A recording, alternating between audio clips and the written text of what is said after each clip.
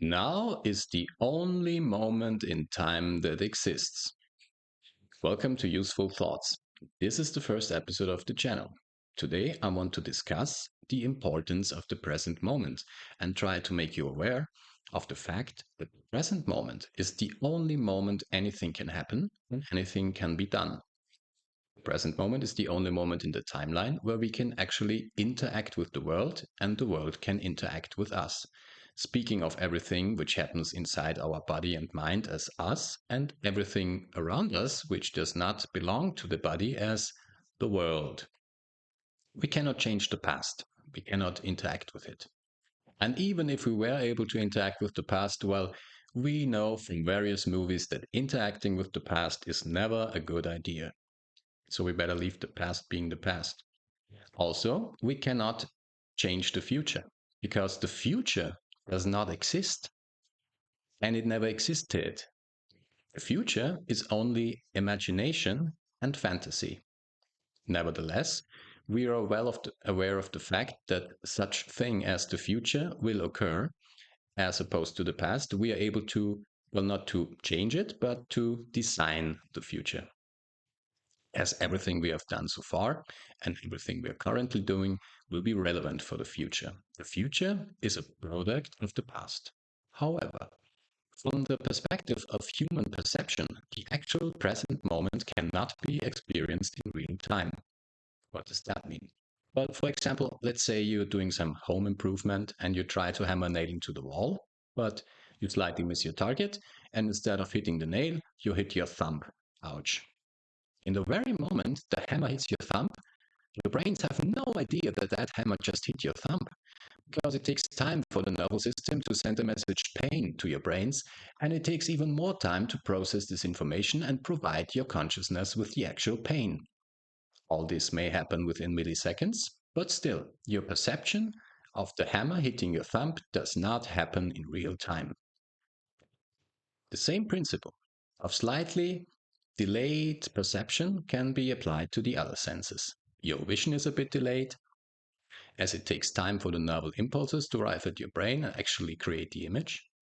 Same thing for hearing. Sound waves travel relatively slowly through the air, meaning each sound you're hearing right now is already a product of something, some event that occurred in the past. Besides the physical fact of sound traveling through the air, sound in general does only make sense if you listen to it for a certain amount of time. When you listen to someone speaking, you might not be able to understand what the person is saying before the speaker finishes the word, the sentence, or the whole speech. Well, we could argue that everything we experience is the past. It is memory. Listening to music would not be possible without memory, as listening to just 0.0001 seconds of music would not make any sense. I will talk more about memory and perception in a future episode. Now, before I continue, I kindly ask you to do me a small favor, click the thumbs up button to help me with the algorithm. You may also subscribe to the channel to see me more often and listen to more useful thoughts and stories. Now, since we cannot act in the past and we cannot act in the future, the only moment in time where we can act is now. Here's a story. A couple of years ago, I visited an art exhibition. One piece of art, an installation, looked like this. There was an old photo projector that was projecting a clear image with the handwritten word now on it through a ventilator on a wall. The projection was interrupted by the ventilator a few times per second, so the word now would appear and disappear in the rhythm of the ventilator's blades, shutting the projection. This artwork explained perfectly that just after one now has passed, the next now appears, and so on, and so on, and so on. I watched this installation for a couple of moments. It made me wonder when it was time to leave and see the next piece of art, and had a hard time leaving, as the artwork constantly suggested now, now, now, now. It was the moment I realized that nothing changes when no action is initiated. Since then, I was well aware of the importance of the present moment. When I see small tasks, especially in the context of my apartment, instead of thinking, well, it must be done on the weekend, and I'm wasting my time visualizing how I will do it in the weekend, I will do it the way, right now.